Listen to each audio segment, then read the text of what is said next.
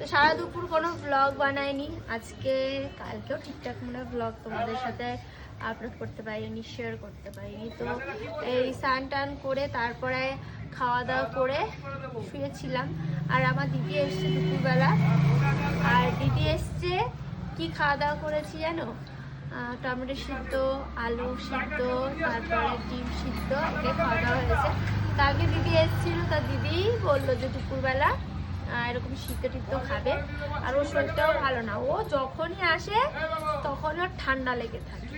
যাই হোক, তো আর বাড়িতে আমার বান্ধবীও আসছে, বান্ধবী ফোন করেছিল। তুই রিক্সাটা করে এসেছিস? ওই দেখো ওই দাঁড়িয়ে আছে বান্ধবী। তুই রিক্সাটা লোকটা তখন দেখি চিৎকার করছে, একটু দেখো ওই রিক্সাটা ফাঁকা ছিল না।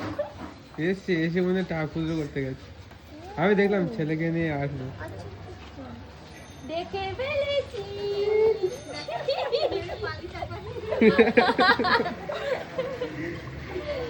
তো দেখে দিলে বান্ধবী ছোট হয়ে যাচ্ছে।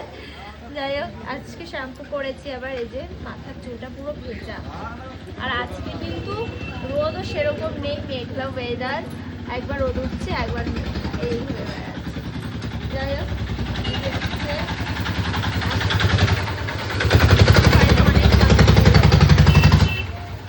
ওদিকে ঘরে পাপার আর দিদি ঘুমোচ্ছে বাবুদের সাথে, আর আমাদের বাবু গেছে ওর মেসোর সাথে দোকান।